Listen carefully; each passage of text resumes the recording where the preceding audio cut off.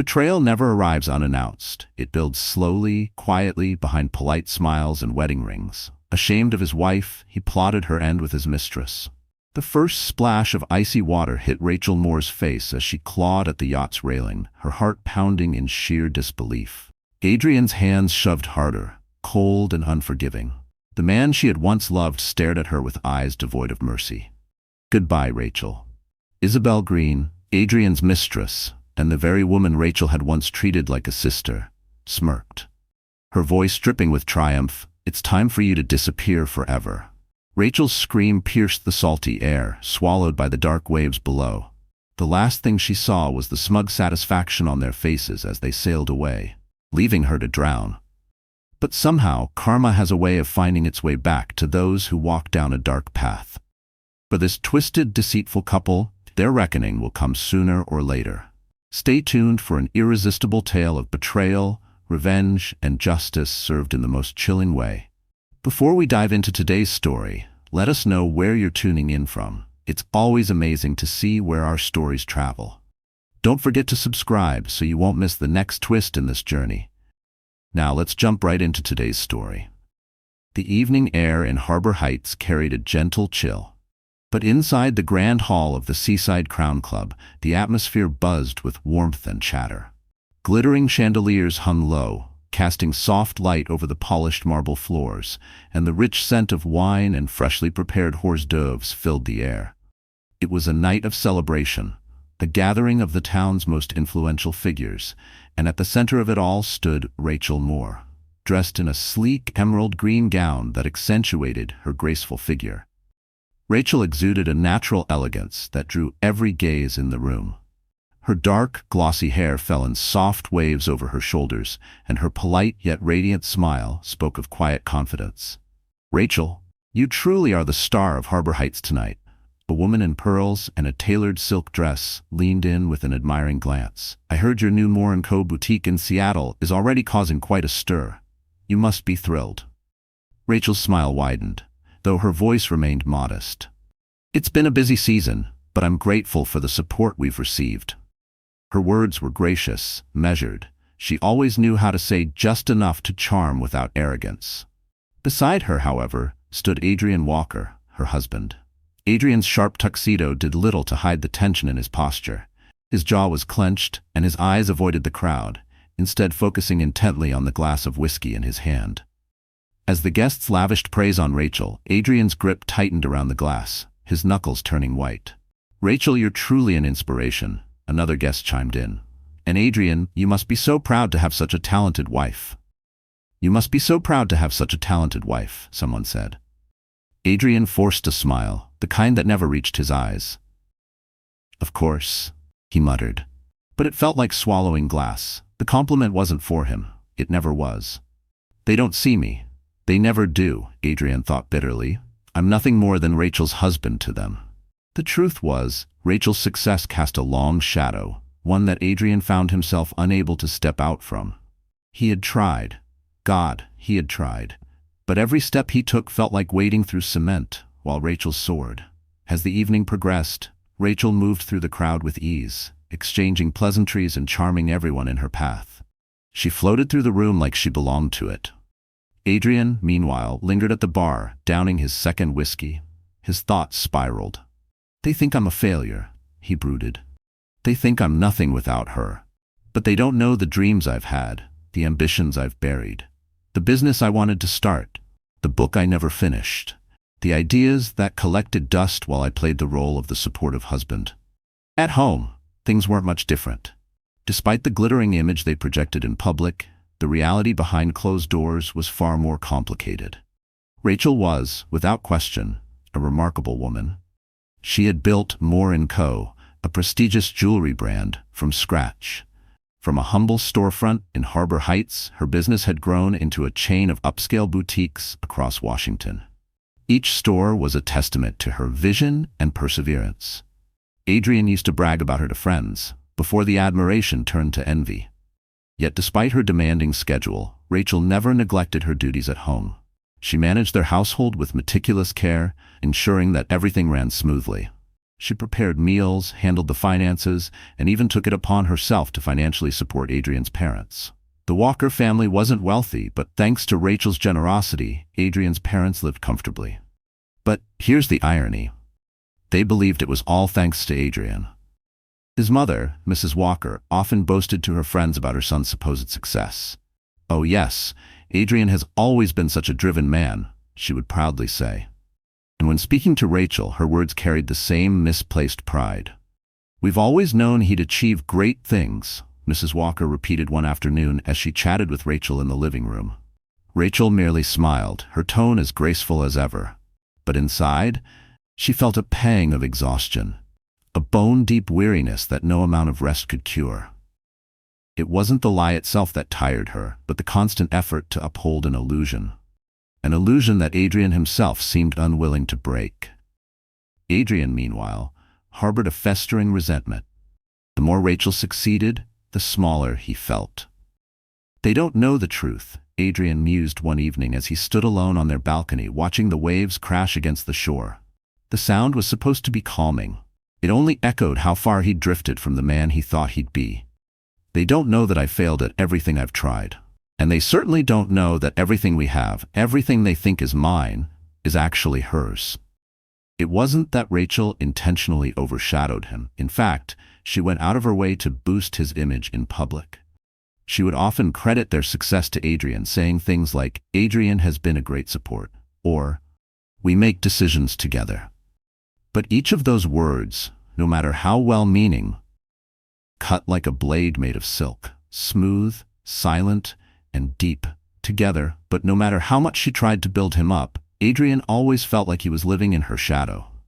"She doesn't understand," he thought. "She'll never understand what it's like to be seen as less than your wife." One evening, after another lavish event, Rachel and Adrian drove home in silence. The streets of Merindale were quiet, bathed in the soft glow of streetlights. Rachel, sitting in the passenger seat, glanced at Adrian, sensing the tension radiating from him. "You didn't say much at the party," she said softly, breaking the silence. Adrian's eyes remained on the road. "What was there to say?" he replied curtly. Rachel sighed, turning to look out the window. "I just thought you might have enjoyed yourself more." Adrian's grip on the steering wheel tightened. "I don't need a room full of people telling me how lucky I am to have you," he muttered. The words hung heavy in the air. Rachel turned back to him, her voice gentle but firm. "We're lucky to have each other, Adrian. We're a perfect match, aren't we?" She offered him a small smile, but Adrian's gaze remained distant. His jaw clenched. "Perfect," he thought bitterly. "If only they knew how much I hate living in this so-called perfect life." And so, the silence stretched on, heavy with unspoken resentments and buried frustrations. As they pulled into their driveway, Rachel reached for his hand, but Adrian pulled away before she could touch him. "We're a perfect couple," Rachel told herself as she stepped out of the car. At least that's what everyone else believes. But in Adrian's mind, perfection was a prison. As he watched Rachel walk into the house, her figure illuminated by the porch light, resentment curled in his chest like smoke from a dying flame. One day, Adrian thought, his eyes dark and cold. One day, I'll show them all that I'm more than just her husband. And with that, the first seeds of bitterness took root, ready to grow into something far more dangerous. The room was dimly lit, the only illumination coming from a small desk lamp that cast a pale yellow glow over the papers scattered across the surface. Adrian Walker sat alone in his office, shoulders hunched, eyes fixed on his reflection in the mirror above the desk. His suit jacket hung loosely on the back of his chair, his tie undone, and his shirt wrinkled after hours of wear. He barely noticed. What he did notice, what he couldn't ignore, was the image staring back at him. A man, lost and bitter. A man who once had dreams but now sat trapped in the reality of his own failures. He leaned forward, studying the lines on his face, the tiredness in his eyes. Who am I to her? The question gnawed at him. A useless husband. A man living off his wife's success. Adrian remembered the early days of their relationship. Rachel Moore back then wasn't the polished woman everyone admired today. She was driven, yes, but also full of wonder, hanging on every word of his grand ideas. "I believe in you," she had said one night as they sat by the docks in Merindale, watching the moonlight dance on the water. You're going to change the world. But those words now felt like a cruel echo of the past. The woman who had once looked at him with admiration no longer needed him. She had built an empire, Moore & Co., while he stumbled through failed ventures and half-hearted projects. She doesn't need me, he thought bitterly. She has everything. Everything except my love. His fists clenched on the desk. Resentment curled in his chest like smoke. They think I'm a failure. They think I'm just the man lucky enough to marry Rachel Moore. But I won't let that be my story. I'll have everything. The next morning, Adrian drove to his parents' house, a modest two-story home on the outskirts of town. Despite its humble appearance, the house was well-maintained, freshly painted, and surrounded by a tidy garden. A stark contrast to the chaotic energy inside. His mother, Mrs. Walker, bustled around the kitchen, wiping counters that were already spotless and peering out the window every few minutes, waiting for Adrian to arrive. His father sat in the living room, flipping through the same newspaper he read every day, muttering to himself about politics and the weather. When Adrian finally walked through the door, his mother greeted him with a beaming smile, but her expression quickly turned stern. "Adrian, finally, I've been meaning to talk to you," she said, pulling him into the kitchen. She closed the door behind them, her voice dropping to a conspiratorial whisper. "You need to speak to your wife. It's time she sends us more money." Adrian sighed, already weary of the conversation. "Mother, Rachel's been very generous." She's rich," Mrs. Walker interrupted, her voice sharp. "She can afford to help us more. Did you know the Hendersons just bought a second home? I won't let that woman outdo us." Adrian pressed his fingers to his temples, trying to hold back his frustration. "Mother, Rachel has her own business to run. She's not an endless bank." Mrs. Walker scoffed, waving off his words like they meant nothing. Business. All I hear about is how busy she is. What about you? Shouldn't you be providing for your parents?" The words stung, even though Adrian knew they came from ignorance. His parents had no idea that the money keeping them afloat wasn't coming from him. It was all from Rachel. "You're our son, Adrian," his mother continued. "We raised you to be successful. Don't let your wife outshine you." Adrian bit his tongue, anger simmering beneath the surface. "She's not outshining me," he muttered, though the words felt hollow even as he said them. Mrs. Walker's eyes narrowed. "Then prove it. Show her that you're still the man she married."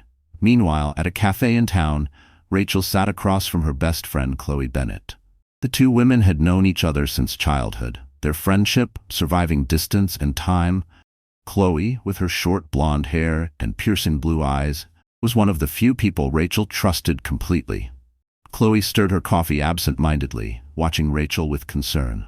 "You're too good, you know," she finally said. Rachel glanced up from her tea, eyebrows raised. "What do you mean?" "I mean, you put up with far more than anyone else would, especially from his family." Chloe leaned in, lowering her voice. "They don't deserve you, Rachel." Rachel sighed, brushing a strand of hair behind her ear. "It's not that simple. They're Adrian's family. He's already under so much pressure." "Pressure?" Chloe scoffed. "What pressure? You're the one running a business, managing a household and supporting his parents. What exactly is Adrian doing?" Rachel hesitated, searching for the right words. He's trying. I know he's struggling, but I don't want to make things harder for him." Chloe reached across the table, placing her hand over Rachel's. "And what about you? Who's looking out for you?" For a moment, Rachel's composure faltered. The weight of everything she carried, the business, the household, the secrets, pressed down on her shoulders. But she quickly pushed the feeling aside. "I'm fine," she said softly. "I've always been fine." Chloe didn't look convinced, but she didn't press further. Instead, she gave Rachel a sad smile. "You deserve to be happy too, you know. Don't forget that." When Rachel returned home later that evening, the house was quiet. The scent of freshly brewed coffee lingered in the air, but Adrian was nowhere to be seen. She wandered through the house, finally stopping at the door to his office.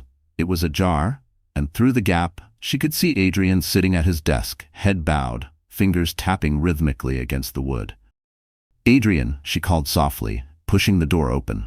He looked up, his eyes meeting hers for the first time that day. But the man who stared back at her wasn't the same man she had fallen in love with. There was no warmth in his gaze, no trace of the tenderness she once knew. Instead, his eyes were cold, calculating. Rachel stepped inside, the silence stretching between them like a chasm. "How was your day?" she asked, her voice gentle. Adrian shrugged, leaning back in his chair. "Same as always." Rachel watched him carefully, searching for any sign of the man she remembered. But all she saw was resentment simmering just beneath the surface. As she turned to leave, Adrian's thoughts darkened. How long can I keep living like this, he wondered. How long before I finally take control? His gaze lingered on Rachel's retreating figure. And for the first time, a dangerous idea began to take shape in his mind. How do I get everything I want without her? The bell above the door chimed softly as a customer entered Moore & Co., the jewelry store in downtown Marindale. The sunlight streaming through the large windows illuminated the sparkling displays of diamonds and precious stones, each piece meticulously crafted to perfection. Rachel Moore's name was synonymous with elegance and luxury, and the store reflected that in every polished surface and tasteful decoration. Behind the counter, Adrian Walker stood with an air of disinterest. The store had been his responsibility for the past few months, a gesture from Rachel to make him feel useful. It was her way of saying, "Here's your chance to prove yourself." But Adrian wasn't interested in proving himself. He found the work tedious, the customers demanding, and the constant reminder of Rachel's success suffocating. Every glint of a diamond felt like a silent taunt. Every happy customer walking out the door was another person touched by her legacy, not his.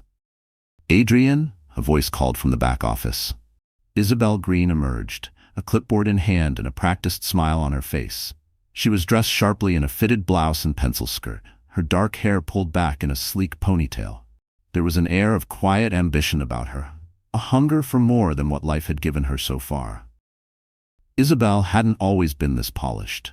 Just a year ago, she had walked into this very store, desperate for a job, rejected by countless other businesses.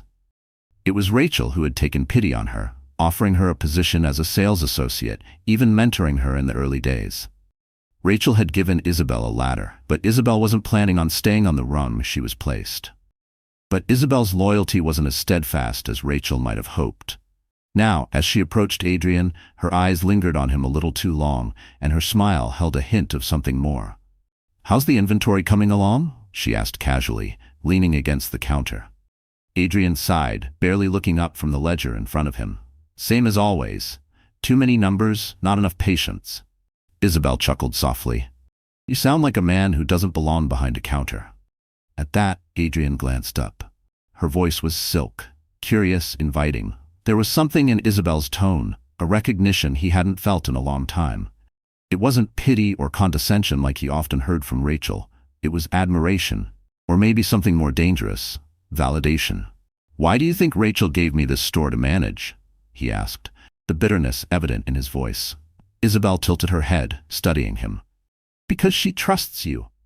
Adrian laughed dryly, shaking his head.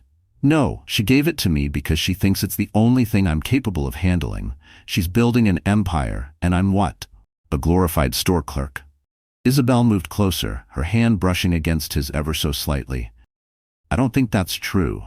I think you're capable of a lot more. You just need the right opportunity." Her words hung in the air. A temptation Adrian hadn't realized he'd been waiting for. A door creaked open, and for the first time in a long while, he considered walking through it. In the weeks that followed, the conversations between Adrian and Isabel grew more frequent, more personal. What began as innocent banter during slow hours at the store quickly evolved into something far more dangerous. Adrian found himself gravitating toward Isabel in a way he hadn't toward Rachel in years. With Isabel, he felt seen and valued. She didn't look at him with disappointment or frustration. She didn't remind him of everything he hadn't accomplished. Instead, she flattered him, made him feel like the man he once believed he could be. With every smirk, every lingering glance, she chipped away at the guilt he should have felt. One evening, after the door had closed and the lights were dimmed, Adrian leaned against the counter, watching as Isabel locked the door. "Do you ever wonder what your life would be like if things had gone differently?" Isabel asked, turning to face him. Adrian raised an eyebrow. "What do you mean?" Walking toward him. I mean, if you weren't stuck here. If you were running your own business, making your own decisions. Adrian scoffed. Rachel makes all the decisions. I'm just along for the ride. Isabel placed a hand on his arm, her touch lingering. I don't believe that. I think you're stronger than you give yourself credit for. Adrian stared at her for a moment, the tension between them palpable. Then, with a sudden boldness, he reached out and tucked a stray strand of hair behind her ear. I wish Rachel saw me the way you do, he murmured. Isabel's lips curved into a slow smile. Maybe she's not the one who's meant to see you. Their affair began quietly. Stolen moments in the back office, lingering glances across the store, whispered conversations after hours. But as their relationship deepened, so did their ambitions. Adrian began rationalizing his actions, convincing himself that he deserved more than what Rachel offered him. And Isabel? She saw an opportunity to rise above her humble beginnings by aligning herself with Adrian. But their desires came with a price. Isabel's influence over Adrian grew stronger, and soon she was encouraging him to take risks he never would have considered before. You know, she said one evening, swirling a glass of wine in her hand as they sat at a secluded table in a waterfront restaurant, there's a lot of money through that store. Adrian looked at her, confused. What are you suggesting? Isabel leaned in, her voice low. I'm saying no one would notice if a little of it went missing, especially not Rachel. She trusts you completely. Adrian's heart pounded. The idea was both thrilling and terrifying. You want me to steal from my own wife? He asked, incredulous. Isabel shrugged. Think of it as taking what's already yours. After all, you deserve more than this, don't you? It started with small amounts, a few hundred here, a few thousand there. Adrian would adjust the books, cover his tracks. The stolen money funded extravagant dinners, shopping trips, and nights at exclusive clubs where he and Isabel could pretend they were untouchable. Meanwhile, Rachel remained oblivious. She trusted Adrian implicitly, believing that giving him control of the store was a way to help him regain his confidence. He's working so hard, she told Chloe one afternoon over coffee. I think it's good for him to have something to focus on. Chloe sipped her latte, eyeing Rachel skeptically. You're too generous. You know that? Not every man would be as supportive of a wife who's more successful than him. Rachel smiled softly. I believe in him. He just needs time. But time wasn't what Adrian needed. He needed power. He needed control, not just of his life, but of how others saw him. One evening, as Adrian and Isabel sat in the dim light of her apartment, Isabel's true intentions began to reveal themselves. Have you ever thought about what life would be like if Rachel wasn't in the picture? Isabel asked, her voice casual, but her gaze intense. Adrian froze, the question catching him off guard. What are you talking about? Isabel leaned back, a sly smile playing on her lips. I'm just saying, sometimes to get what you want, you have to make hard choices. Adrian's mind raced. Was she serious? The idea was unthinkable, yet strangely tempting. It struck a chord deep inside him, one that had been straining with silence for too long. Are you saying what I think you're saying? He asked, his voice barely a whisper. Isabel's smile widened. I'm saying if Rachel wasn't around, we wouldn't have to hide anymore. Everything could be ours. Adrian stared at her, the weight of her words sinking in, and for the first time, a dangerous thought took root in his mind. If Rachel wasn't here, could I finally be free? Free from her name, her legacy, her shadow. The late afternoon light bathed the oceanfront house in Marindale in a soft golden glow, but the atmosphere inside felt cold and heavy. Adrian Walker stood by the window in his home office, staring out at the waves crashing against the rocky shore. His gaze wasn't fixed on the beauty of the scene. Instead, his eyes were distant, calculating.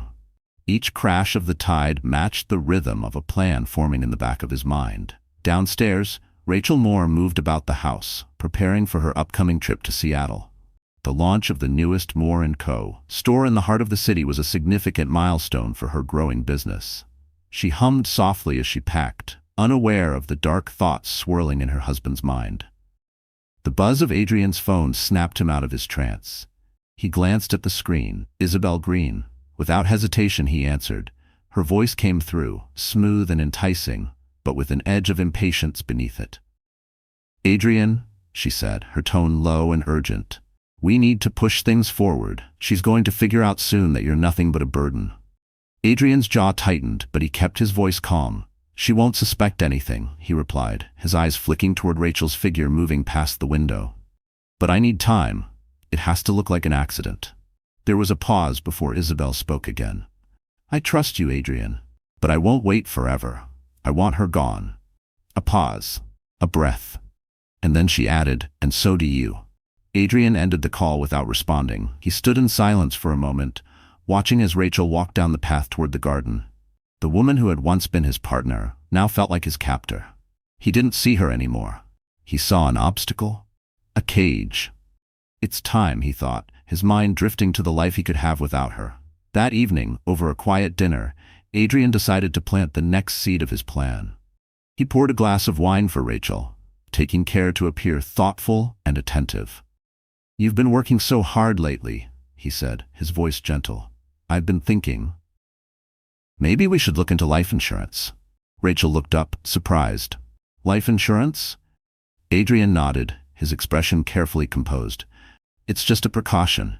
You're always on the move, running between stores and meetings. I want to make sure that if anything ever happened to you, you'd have the best medical care possible." Rachel's face softened, and she reached across the table to touch his hand. "You're so thoughtful, Adrian. I hadn't even considered that." Inside, Adrian felt a surge of triumph. On the outside, he remained calm, squeezing her hand in return. "I just want to take care of you," he said smoothly. As they continued their meal, Rachel chatted about her upcoming trip, blissfully unaware of the true reason behind Adrian's sudden concern for her well-being. A few days later, Adrian and Isabel met in secret at a quiet cafe near the docks. The air smelled of salt and seaweed, and the sound of seagulls filled the air. They chose a corner table, far from prying eyes. Isabel stirred her coffee absently, her gaze fixed on Adrian. "We need to talk about the next step," she said. Adrian leaned back in his chair, a hint of unease in his posture. "I'm listening." Isabel's eyes gleamed with determination. "We need to sabotage her car, cut the brake lines. One drive, one wrong turn, and it's over." Adrian's brow furrowed. "That sounds risky." Isabel leaned forward, her voice dropping to a whisper. "Not as risky as doing nothing. People get into car accidents all the time. No one will question it, and once she's gone, we'll have everything. The stores, the money, the freedom." Adrian rubbed his temple, conflicted. It was a bold plan, dangerous, but the allure of freedom, freedom from Rachel, from her success, from the weight of his own failures, was too tempting to ignore. Finally, he nodded slowly. "Fine, let's do it." Early one morning, Adrian crept into the garage and set to work cutting the brake lines on Rachel's car. His hands shook slightly as he worked, but he forced himself to focus. This was the only way. As he finished, he wiped his hands on a rag, glancing nervously toward the house. Rachel was still inside, getting ready for her trip to Seattle. By the end of today, he thought, everything will change. But fate had other plans. Later that morning, as Adrian watched from the living room window, he saw Rachel pull out of the driveway in a different car. His heart stopped. A few minutes later, his phone buzzed. It was Isabel. "She didn't take her car," he said through gritted teeth. "What?" Isabel's voice was incredulous. "What do you mean she didn't take her car?" "She took the SUV instead. She sent her car in for maintenance this morning." Isabel cursed under her breath. "Maintenance? She has a regular schedule for that?" Adrian nodded, frustration mounting. "Apparently." There was silence for a moment before Isabel spoke again. Her tone was sharp, no longer patient or playful. "We need a new plan. Something foolproof." Later that night, Adrian and Isabel met again, this time at her apartment overlooking the harbor. The tension between them was palpable. Isabel paced the room, her heels clicking against the hardwood floor. "We can't keep waiting. We need to be more direct." Adrian sat on the couch, rubbing his hands together anxiously. "What are you suggesting?"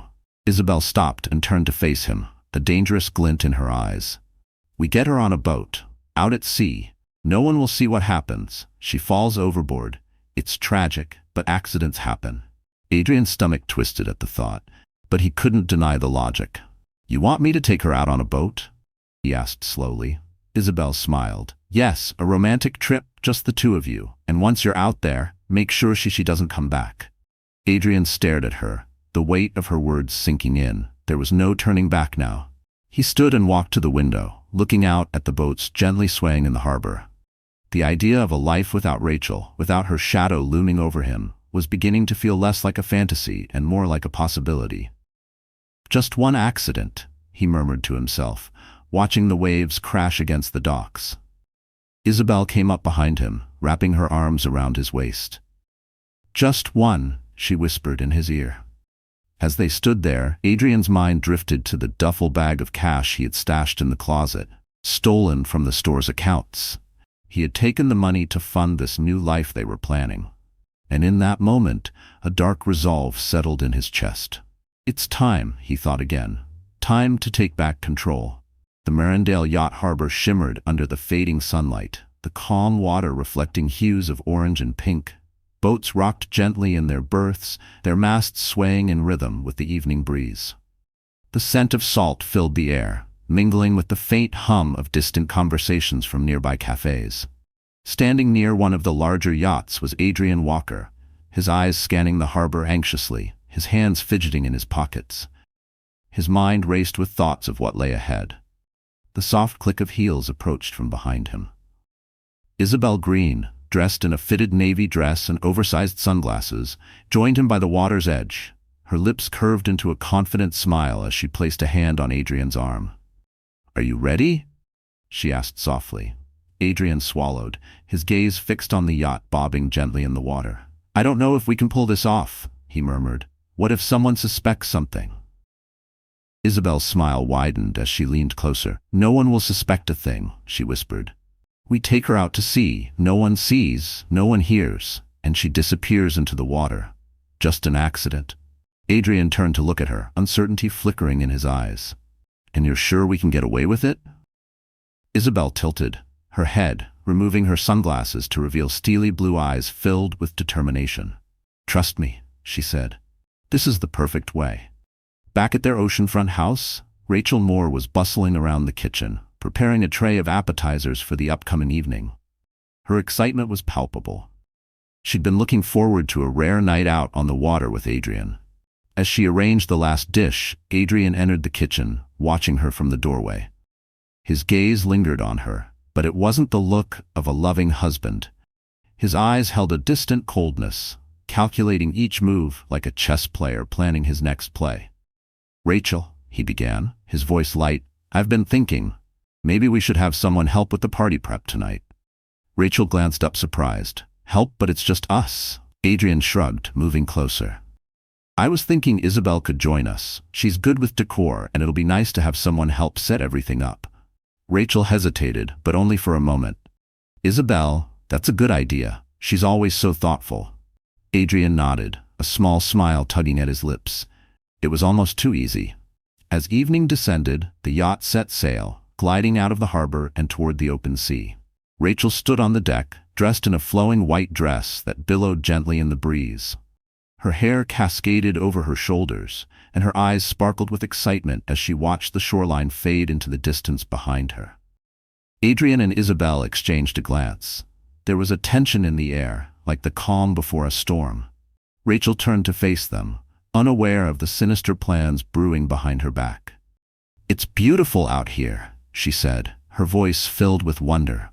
"I can't remember the last time we did something like this." Adrian forced a smile, slipping an arm around her waist. "I thought you deserved a break." Isabel chimed in from behind them, her voice smooth. "You've worked so hard. It's time you let someone else take care of things for a change." Rachel chuckled, nodding in agreement, but she didn't notice the way Isabel's eyes lingered on her, or how Adrian's smile never quite reached his eyes. The yacht slowed as it reached a secluded spot, far from the harbor. The water was calm. The sky was darkening as stars began to appear overhead. Inside the cabin, Rachel was pouring glasses of champagne when she heard a hushed conversation from behind a partially open door. Curious, she stepped closer, her heart skipping a beat when she saw Adrian and Isabel locked in a passionate embrace. Her breath caught in her throat. The champagne flute slipped from her hands and shattered on the floor. The sound startled them, and they turned to see her standing there, eyes wide with shock and betrayal. Rachel's voice trembled. Disbelief etched across her face. Adrian? Isabel stepped forward, a smirk playing on her lips. Oh, so you figured it out. Adrian's expression hardened, and he straightened his posture. I've had enough. Adrian, Rachel's voice cracked as she struggled to find words. Enough? I've given you everything. I've supported you, cared for you, even looked after your parents. And this is how you repay me? Adrian's gaze was icy. I'm tired of being seen as your charity case. I'm tired of people thinking I'm just the man who married up. Isabel folded her arms, watching the scene with amusement. He deserves more than to live in your shadow. Rachel turned to Isabel, her voice filled with emotion. And you? I trusted you. I helped you when no one else would. How could you do this to me? Isabel laughed, a cruel sound that echoed through the cabin. You're too naive, Rachel. The world isn't about kindness and loyalty. It's about power. And you're in the way. Rachel stepped back instinctively, her chest heaving. Her eyes flicked between the two people she had once considered family. You don't have to do this, she whispered. You can still walk away.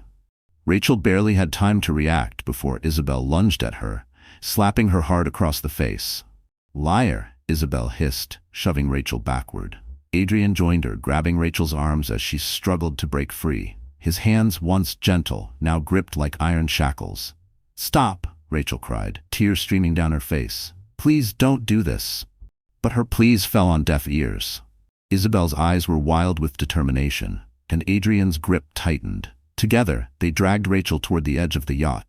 Her heels scraped the deck, her fingernails clawed at Adrian's wrist. She wasn't going down without a fight. No, please, Rachel screamed, her voice carried away by the wind. Isabel leaned in close, her voice a chilling whisper. Goodbye, Rachel. With one final push, they sent her overboard. Rachel hit the water with a splash, the icy waves pulling her under. She struggled to stay afloat, her arms thrashing as she gasped for air. Salt burned her eyes, her lungs screamed for oxygen, but her will to survive flared brighter than ever. On the yacht, Adrian and Isabel stood in silence, watching her disappear into the darkness. Let's go, Adrian said finally, his voice cold and detached. Isabel nodded, and they turned the yacht around, heading back to shore, as if nothing had happened. As the yacht sailed away, the only sounds left were the crashing waves and the distant call of seagulls. Rachel's head broke the surface, her breaths ragged and desperate, but the yacht was already a distant speck on the horizon. She treaded water, her heart pounding in her chest. The night grew darker, the sea stretching endlessly around her. They left me to die, she whispered to herself, her voice barely louder than the wind. But her eyes, they burned with something fiercer than fear. The waves continued to crash as the yacht disappeared into the distance, leaving behind nothing but the eerie quiet of the ocean. The early morning light crept through the windows of the Walker home, casting a pale glow over the living room, where Adrian sat with his head in his hands. His shirt was rumpled, his hair disheveled, and his eyes red-rimmed. The picture of a grieving husband. On the coffee table in front of him was a half-empty glass of whiskey, and a police officer's business card. The silence in the house was deafening, broken only by the occasional creak of the floorboards as Adrian shifted uncomfortably in his seat. He heard a knock at the door and quickly straightened, schooling his features into an expression of sorrow and exhaustion. The door opened to reveal Officer Jensen, a middle-aged man with kind eyes and a no-nonsense demeanor. Mr. Walker, Jensen greeted with a sympathetic nod. We've started the search efforts around Marindale Bay. I wanted to keep you updated on the progress. Adrian rose to his feet, his movements slow and deliberate. He let out a shaky breath, as though summoning the strength to speak. Thank you, officer. I still can't believe this is happening. Jensen gave a brief nod. Can you walk me through what happened one more time? It's important we have all the details. Adrian swallowed hard, running a hand through his hair. It was supposed to be a romantic evening on the yacht, he began, his voice breaking slightly. We were out on the water and Rachel, she wanted to stand at the bow to get a better view of the sunset. His hands trembled as he spoke, a deliberate touch to sell the lie. She must have slipped. I heard her scream, and when I turned around, she was gone. I tried to find her. I jumped in, but the current was too strong. Jensen scribbled notes in his notebook. And you're certain no one else was on the boat with you? Adrian shook his head firmly. It was just the two of us. The officer gave him a long, assessing look before closing his notebook. We'll continue the search, but I have to be honest with you, Mr. Walker. If she's been in the water this long, the chances of finding her alive are slim. Adrian lowered his head, hiding the flicker of relief that passed through his eyes. I just want my wife back, he whispered.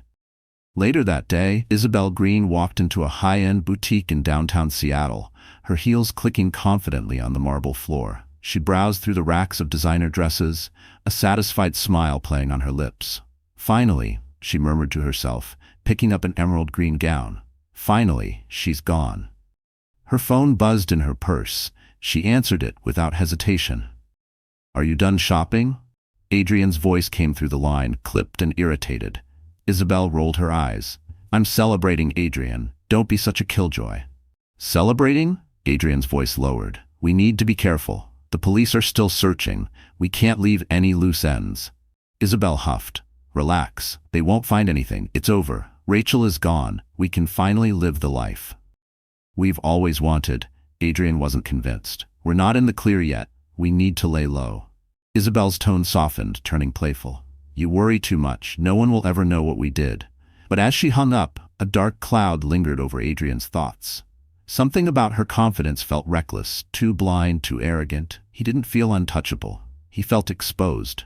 3 days later, Adrian's phone buzzed with an unknown number. He frowned, hesitating for a moment before answering. Hello? The voice on the other end was low, calm, and unsettling. Mr. Walker, the man said. I hope you're enjoying your newfound freedom. Adrian's blood ran cold. Who is this? The man chuckled. Let's just say, I'm someone who knows the truth. I saw what you did, Adrian. I have it all. On video, the moment you and Isabel pushed Rachel into the water. Adrian's grip on the phone tightened. His mind raced. You're lying. Am I? The man asked, his tone amused. Would you like me to send the footage to the police? Or maybe to the press? Adrian's heart pounded in his chest. What do you want? $1 million, the man said without hesitation. Bring it to the harbor tomorrow night. No cops, no tricks, or the video goes public. The line went dead before Adrian could respond. Panic set in as Adrian paced the living room, running his hands through his hair. His breath came in short bursts. The walls seemed to pulse with every beat of his guilt. The weight of his crimes pressed down like an iron vice. When Isabel arrived later that evening, she found him pouring another glass of whiskey, his face pale and drawn. What's wrong with you? She asked, setting her purse down. Adrian glared at her. We've got a problem. Isabel crossed her arms. What kind of problem? Adrian slammed the glass down on the table, the liquid splashing over the sides. Someone knows. Someone saw what we did. Isabel's confident demeanor faltered. What are you talking about? He has a video, Adrian said through gritted teeth. He wants $1 million or he'll turn it over to the police. Isabel sank into a chair, her mind racing. How could anyone have seen us? We were out in the middle of the ocean. Adrian shook his head. I don't know, but it doesn't matter. We have to stop him. Isabel's eyes narrowed. We can't pay him. If we do, he'll keep coming back for more. Then what do you suggest? Adrian asked, his voice laced with frustration. Isabel leaned forward, her expression hardening. We get rid of him, permanently. The next night, Adrian stood at the edge of the harbor, the duffel bag of money at his feet. His eyes darted around nervously, searching for any sign of the man who had called him. Isabel was waiting nearby, watching from the shadows. As the minutes ticked by, the tension mounted. The silence was suffocating. Every sound, every creak of the dock, every lapping wave felt like a threat. Adrian's mind replayed Isabel's words from earlier that day. We'll make it look like an accident, she had said, her voice cold and calculating. A car crash. He won't see it coming. A figure emerged from the darkness, approaching Adrian with slow, deliberate steps. Do you have my money? The man asked. Adrian nodded, his hand trembling as he lifted the bag. It's all there. The man stepped closer, his partially obscured by the shadows, but before the exchange could happen, headlights flashed in the distance. The man turned toward the approaching vehicle, and that's when it happened. The car barreled toward him, tires screeching. The man dove out of the way at the last second, but the car clipped him, sending him sprawling to the ground. Isabel, behind the wheel, cursed under her breath. Damn it. The man scrambled to his feet, disappearing into the night before they could finish him off. Adrian and Isabel stood by the car, their breaths coming in ragged gasps. "We didn't get him?" Adrian muttered, his voice filled with dread. Isabel clenched the steering wheel, her knuckles white. "It doesn't matter. We'll find him."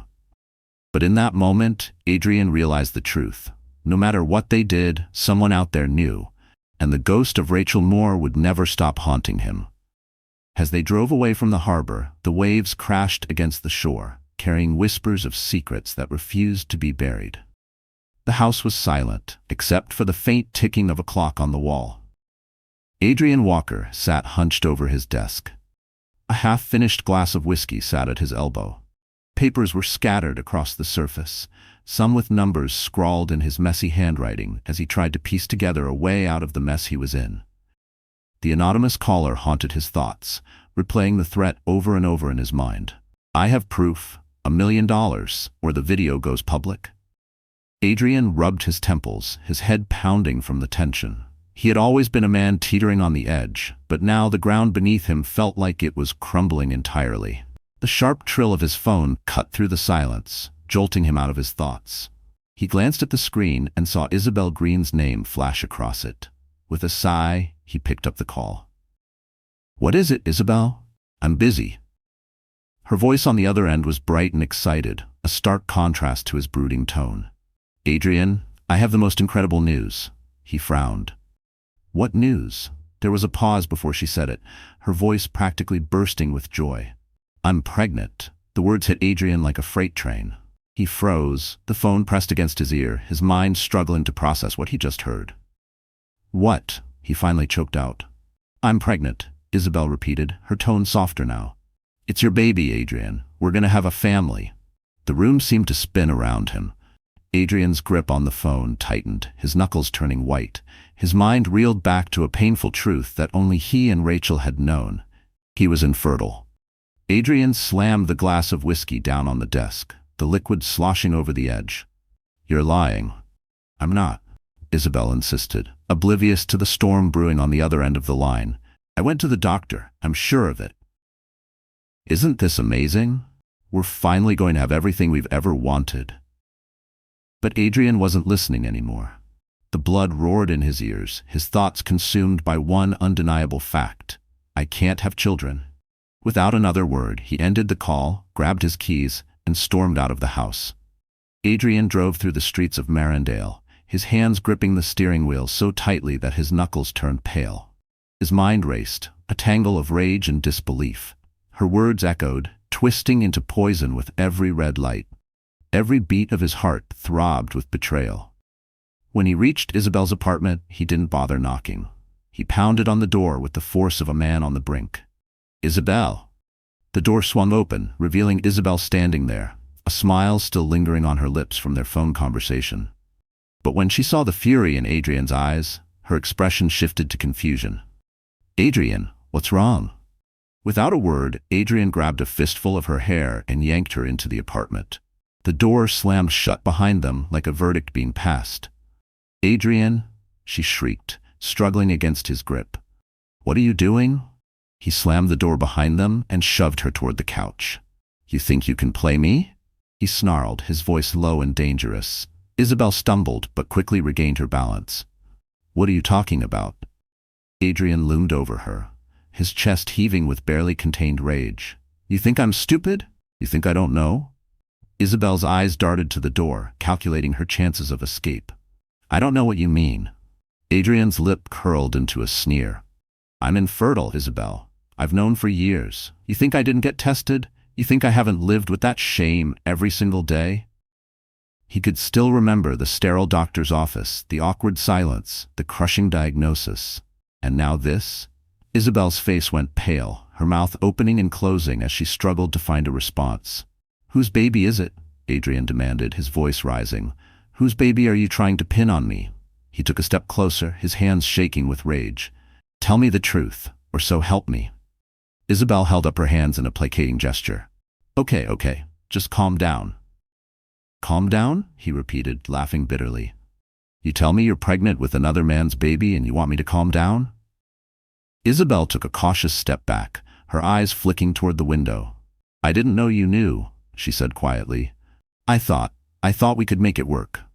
Adrian's laugh turned into a growl. Make it work? You were going to trap me with someone else's kid. I love you, Isabel said desperately. I thought, if we had a family, things would be different. Adrian shook his head, disgust etched across his face. You don't love me. You love what I can give you.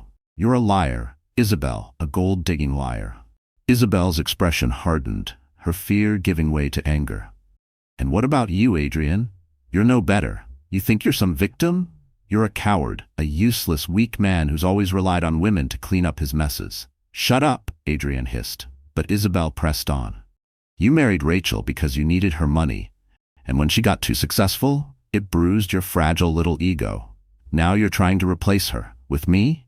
Adrian lunged toward her, grabbing her by the shoulders. I said, shut up.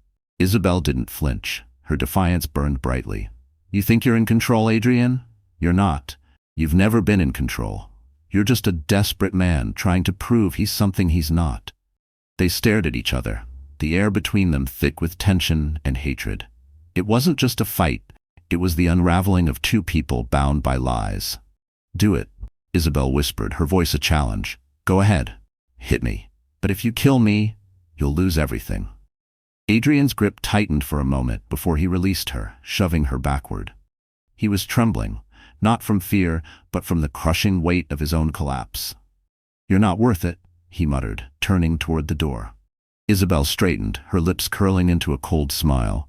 You'll regret this, Adrian, I promise you that. Adrian glanced back, his eyes dark and filled with fury. No, Isabel. You're the one who's going to regret this. As he left the apartment, the evening air felt heavier than before, the weight of his secrets and lies pressing down on him. But for the first time, he realized he wasn't the only one playing a dangerous game. Isabel watched from the window as he walked to his car, her mind already calculating her next move. Not a tear fell. Only silence. Sharp, vengeful silence. This isn't over, she murmured to herself, her gaze cold and unyielding.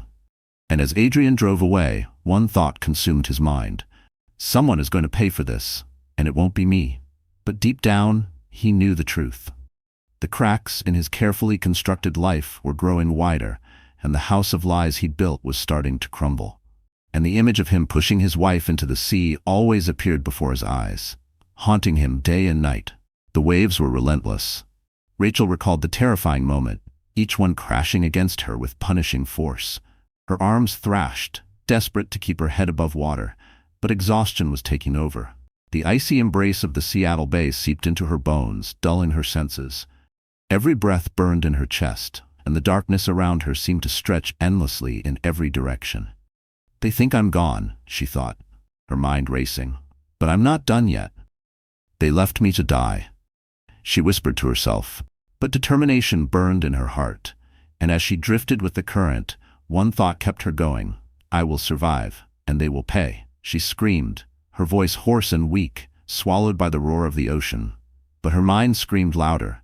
Not like this. I won't die like this. But as her strength waned, she felt her fingers go numb, her legs too heavy to kick. She was sinking, her body surrendering to the abyss. The cold no longer bit, it welcomed. But she wasn't ready to go. Just as her vision blurred, a light appeared in the distance. A beam cutting through the darkness like a beacon of hope. A voice, faint at first, then louder, calling out. Hey, over here. Rachel's eyes fluttered open just as strong arms grabbed hold of her, pulling her from the brink of death. You're going to be okay, the man said, his voice firm and reassuring. I've got you. Through her haze of fear and exhaustion, she caught a glimpse of the man who had saved her. His dark hair was tousled by the wind. His piercing blue eyes were filled with concern. He hoisted her onto the deck of a sleek luxury yacht, where the warmth of the cabin awaited. Rachel's world went dark again as her body finally gave in. When she woke, the gentle sway of the boat and the low hum of the engine were the first things she noticed. Her eyes blinked open, adjusting to the soft light inside the cabin. She was wrapped in a blanket, her damp clothes replaced with a dry sweater and leggings. You're awake." Rachel turned her head to see Maxwell Max Hayes sitting across from her. His posture was relaxed, but his gaze sharp and observant. His clothes were casual, but there was an air of quiet authority about him, the kind that couldn't be bought, the kind that made you instinctively feel safe. "You scared me out there," he continued. "It's not every day I pull someone out of the bay." Rachel sat up slowly, her body aching from the ordeal. "Thank you for saving me." Max waved off her gratitude. "I was in the right place at the right time." He leaned forward, resting his elbows on his knees. "But I have to ask, what the hell happened out there?" Rachel's lips trembled as she fought to hold back tears. The memories rushed back. Adrian's cold gaze, Isabel's cruel smirk, the way they had thrown her overboard like she was nothing. Her chest tightened. Her hands clenched the edge of the blanket as if holding on to reality itself. "It was my husband," she whispered, her voice breaking. He tried to kill me." Max's expression darkened, his brows knitting. "Your husband?" Rachel nodded, wiping at her eyes. "Adrian, he and his mistress, Isabel, they want me dead. They've been planning it for months." Max exhaled slowly, processing the gravity of her words. Why? What would drive him to do something like that? Tears welled in Rachel's eyes again. "Money, power, my business has been thriving and he couldn't stand living in my shadow." She shook her head, her voice filled with disbelief. "I loved him, I trusted him, and he threw me away like I was nothing." The betrayal still bled inside her, fresh, raw, and louder than the crash of the waves. Max's jaw clenched. "Have you reported this to the police?" Rachel looked away. "I can't. Not yet. If I go to them without proof, they won't believe me. Adrian is too careful. He'll twist the story, make it look like I've gone mad." Max studied her for a long moment, then nodded. "Okay, so what's your plan?" Rachel hesitated, her hands trembling. "I need to gather evidence. I need to prove what he did, and what he's planning. I have to stop him before he gets away with everything." Her voice didn't shake this time. It sharpened, became steel. Max leaned back, a thoughtful expression crossing his face. "You're stronger than you look. You know that?" Rachel gave a weak smile. "I don't feel very strong right now." "Well," Max said, standing and extending a hand to her, "let's change that. First, you need to rest. Then we figure out our next move." Over the next few days, Rachel began to regain her strength. The warmth of the cabin, the steady meals Max provided, and the security of knowing she was safe helped her heal. But her mind never stopped racing. One evening, as they sat on the deck watching the sun dip below the horizon, Rachel brought up a troubling discovery. "Before all of this happened," she began, her voice thoughtful, "I noticed some strange activity in my company's accounts." Max glanced at her. "What kind of activity?" "There were large withdrawals, tens of thousands of dollars, from the store accounts. I couldn't figure out where the money was going. But now I think Adrian and Isabel were behind it." Max's eyes narrowed. "Sounds like they were paying for something, or someone." Rachel added, a chill running down her spine. Max stood, pacing the deck as his mind worked through the possibilities. If they've been moving that kind of money around, it's likely they're trying to cover something up, or buy someone's silence. Rachel's heart raced. Could it be related to the man who called Adrian? Max nodded slowly. "It's possible." Without missing a beat, Max pulled out his phone. "I know someone who can help, a private investigator. He's discreet, thorough. If there's a trail to follow, he'll find it." Rachel's eyes filled with gratitude. "Thank you, Max. I don't know what I would have done without you." Max gave her a small smile. "You would have figured it out. You're stronger than you think." A few days later, the private investigator called Max with a lead. "I've been tracking Adrian Walker's financials," the investigator reported. "He made several large transfers to a man named Hugo Salazar." Max's brow furrowed. "Who's Hugo Salazar?" "Bad news," the investigator replied. "He's a known extortionist. He's been in and out of prison for blackmail and tacking on interest to debts people can't pay back. If Adrian's dealing with him, it's serious." Max glanced at Rachel, who had been listening intently. "Can you find him?" "I'm working on it," the investigator said. "But my gut tells me this guy is holding something valuable, maybe even the evidence Rachel needs." Max ended the call and turned to Rachel. "Looks like we've got a name. Hugo Salazar." Rachel clenched her fists, determination burning in her eyes. "He's got something on Adrian. I know it." Max nodded. Then we find him. Rachel stood, the setting sun casting a fiery glow over the water. We will, and when we do, her voice hardened. I'll make sure Adrian and Isabel never hurt anyone again. As the yacht sailed toward the horizon, Rachel felt her resolve strengthen. The woman who had been thrown overboard was gone. In her place stood someone ready to fight back. The warm afternoon sun bathed Max Hayes's villa in a soft glow, the rays filtering through the large windows and casting golden patterns across the hardwood floor. Rachel Moore stood by the window, her arms wrapped around herself as she gazed out at the tranquil garden. The peace of the surroundings felt foreign to her, a stark contrast to the chaos she'd endured in recent weeks. In the days following her rescue, Rachel had thrown herself into plans to bring down Adrian and Isabel. Her mind focused on collecting evidence and building a case. But now, with the investigation temporarily at a standstill, there was finally time to breathe. Max entered the room quietly, holding a steaming cup of tea. He placed it on the table beside her and offered a small smile. "Chamomile," he said. "I noticed it helps you sleep." Rachel glanced at him, a soft smile touching her lips. "You've been paying attention." Max shrugged, leaning casually against the doorframe. "It's hard not to." They stood in silence for a moment, the tension between them gentle but palpable.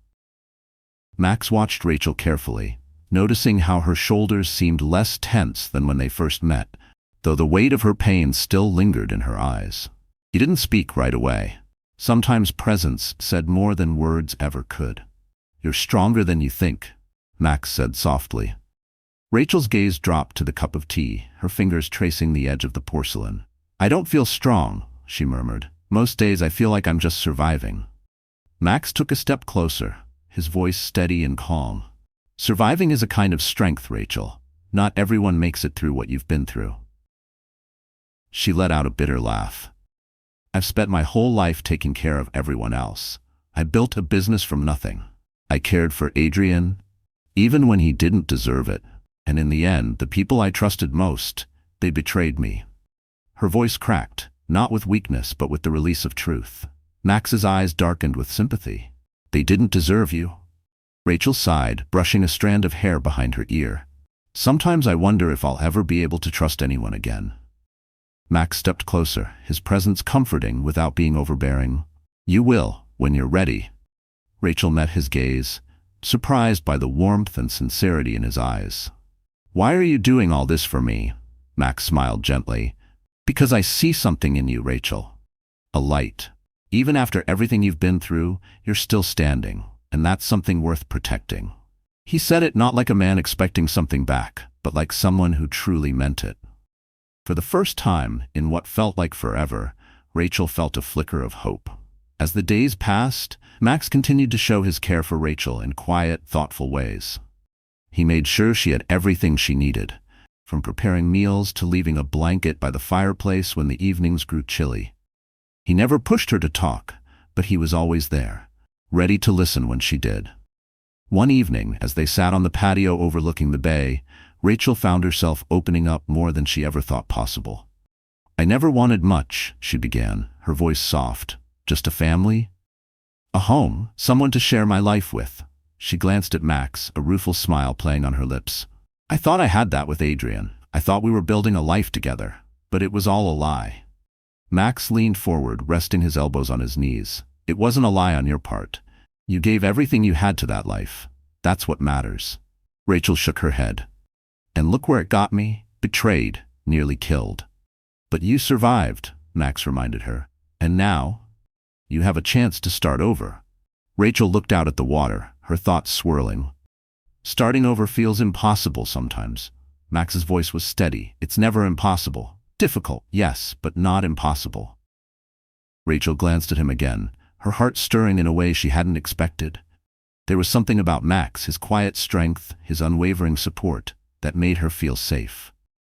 Not the kind of safety you run toward, but the kind that catches you when you fall.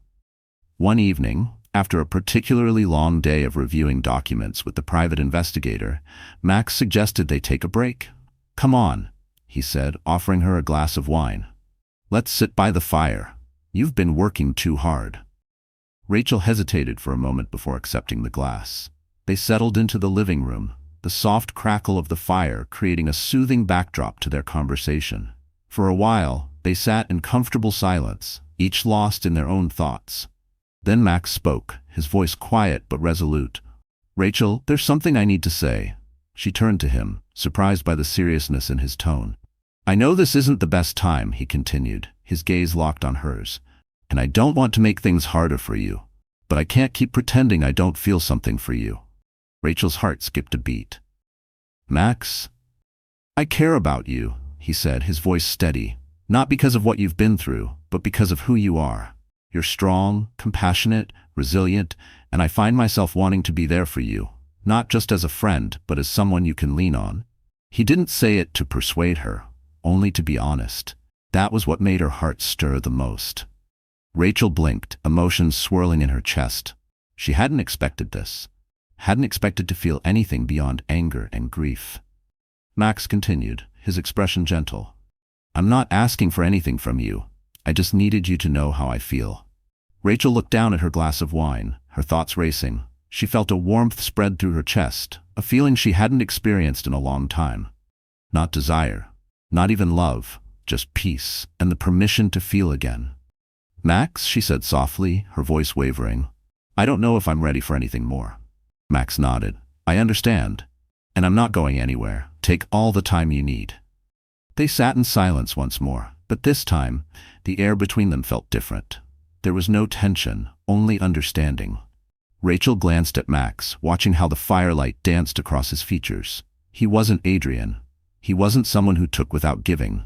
He wasn't someone who demanded more than she could offer. And for the first time, Rachel felt a glimmer of hope. Later that night, as Rachel stood on the balcony looking out at the stars, her mind replayed Max's words. She had spent so long feeling betrayed, broken, and alone.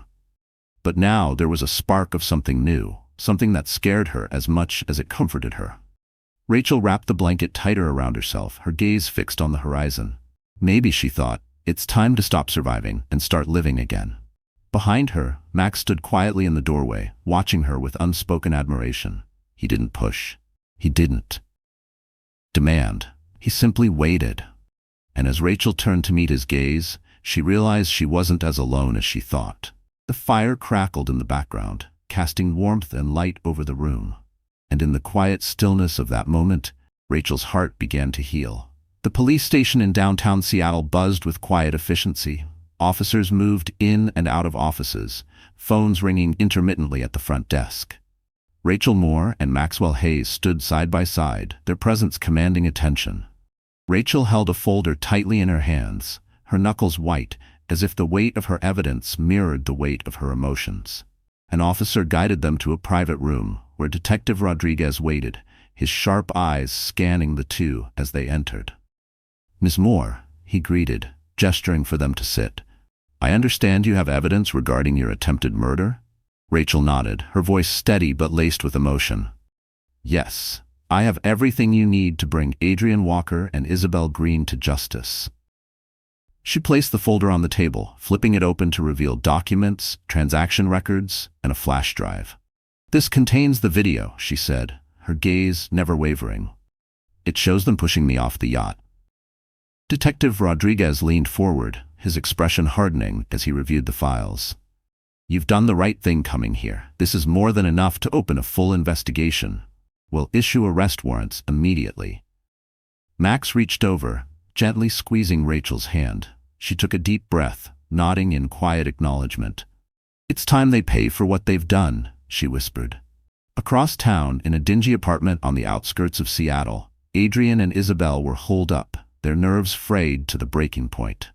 Isabel paced the small living room, her arms crossed tightly over her chest. Adrian sat on the couch, head in his hands, sweat beading on his forehead. "They're going to find us," Adrian muttered, his voice cracking. "It's only a matter of time." Isabel shot him a glare. "Will you shut up? You're making things worse with your whining." Adrian's head snapped up, his eyes wild. "Worse? Worse? We're hiding in this dump because of you." Isabel's lips curled into a sneer. "Don't you dare blame this on me. You're the one who agreed to everything. You're just as guilty as I am." Adrian shot to his feet, pointing a shaking finger at her. "You were the one who pushed for it. Let's get rid of Rachel, you said. We'll be rich and free, you said. Well, look at us now. We're trapped like rats. Isabel stepped closer, her eyes narrowing. Don't act like you didn't want her gone. You hated living in her shadow. You wanted the money as much as I did. Their shouting escalated, echoing off the walls of the tiny apartment. Outside, police officers in unmarked cars watched the building. Detective Rodriguez stood nearby, his radio crackling with updates. They're in there, an officer reported. We've confirmed both targets. Rodriguez nodded. Let's move in. The team moved swiftly, surrounding the building with precision. Within minutes, officers stormed the apartment, their weapons drawn. Seattle PD, hands where we can see them. Adrian and Isabel froze, their argument cut short, panic setting in. Down! One officer shouted. Adrian dropped to his knees, hands shaking as he raised them above his head. No, no, no. This can't be happening. Isabel, however, stood defiant, her expression cold and calculating. You're making a mistake, she said, her voice steady. This is all a misunderstanding. Detective Rodriguez stepped forward, his gaze fixed on both of them. Adrian Walker, Isabel Green, you're under arrest for attempted murder, conspiracy to commit murder, and financial fraud. Adrian's face contorted in disbelief. Murder? No, she's dead. Rachel's dead. Rodriguez smirked. You really think so? Guess again. Isabel's composure finally cracked. She's alive? Rodriguez nodded. Very much so. And she's the one who brought us here. Adrian collapsed onto the floor, his mind spiraling into chaos. Isabel stood frozen, her eyes narrowing as anger replaced shock. She's going to regret this, she hissed under her breath. Rodriguez shook his head. The only ones regretting anything are the two of you. You'll be spending a long time behind bars. At the courtroom, the atmosphere was tense. Reporters crowded the hallways, cameras flashing as Adrian and Isabel were led inside, their wrists bound in cuffs. Rachel sat in the front row, Max by her side. She kept her gaze fixed on the defendants, her expression calm but resolute. The prosecutor stood before the jury, outlining the charges. The defendants, Adrian Walker and Isabel Green, conspired to murder Rachel Moore, a successful entrepreneur. Their motives were clear: greed, jealousy, and a thirst for power. But their plan failed, and now they must face the consequences. As the trial progressed, Adrian's once arrogant demeanor crumbled. He broke down on the stand, his voice trembling as he tried to explain his actions. I never wanted it to go this far, he whispered. I wanted to be free. Isabel, however, remained defiant until the end. She glared at Adrian with venomous hatred. You're pathetic, she spat, blaming me for everything. You're the real coward. The judge's gavel struck, sealing their fate. Both were sentenced to decades in prison, their lives in ruins. Outside the courthouse, Rachel stood on the steps, taking a deep breath of the cool Marindale air. Max stood beside her, his hand resting lightly on her back. It's over, Max said softly. They're gone. Rachel nodded, her gaze drifting toward the horizon. It's over, but it's also just the beginning. Max smiled. A new chapter. Rachel turned to him, her eyes filled with gratitude. I couldn't have done this without you. Max shrugged, his grin playful. I'm just glad you're still here to tell the story. They walked down the steps together, the sun shining brightly overhead, the weight of the past finally beginning to lift. Overhead, a symbol of the new life ahead. Later that evening, they returned to the docks and saw the place where their paths had first crossed. Rachel watched the water ripple gently, the boat swaying lazily in the breeze. Funny, she said, a soft smile playing on her lips. I never thought I'd feel at peace again. Max slipped his hand into hers. Peace is hard-earned, and you've earned it. Rachel looked up at him, their eyes meeting. For the first time in a long while, her heart felt light. Thank you, Max, she said softly. For everything, for saving my life and my heart. Max's thumb brushed against her hand. I'll always be here, Rachel, no matter what. They stood together, watching the sun dip below the horizon, the sky painted in shades of gold and crimson. The same sun that once watched her nearly drown now bore witness to her healing. In that quiet, perfect moment, Rachel knew her story wasn't over. It was just beginning. And this time it would be a story of love, hope, and second chances. As they walked away from the docks, hand in hand, the world stretched out before them, full of promise, full of life. No more looking back, only forward. And Rachel knew, deep in her heart, that she had finally found her way home. Life has a way of revealing the truth, no matter how deeply it's buried. Betrayal may shatter trust, but it also teaches resilience. Loss may bring pain, but it clears the way for new beginnings. In the end, justice finds those who think they've escaped it, and hope finds those who refuse to give up. Dear friend, life, in its quiet wisdom, teaches us that healing doesn't always come with noise. It often arrives in the stillness after the storm. Like Rachel, we all carry scars from the battles we've faced. But as the Stoics remind us, we cannot control what happens to us, only how we respond. And when we choose peace over vengeance, courage over despair, and love over bitterness, we reclaim our power. Rachel didn't just survive, she chose to begin again. So can we. Every ending carries the seed of a new beginning. No matter how dark the night, we can still rise into our own sunrise. If this story moved you, we'd be so grateful if you'd like, share, and subscribe. It helps more than you know, and lets us keep bringing stories that speak to your heart.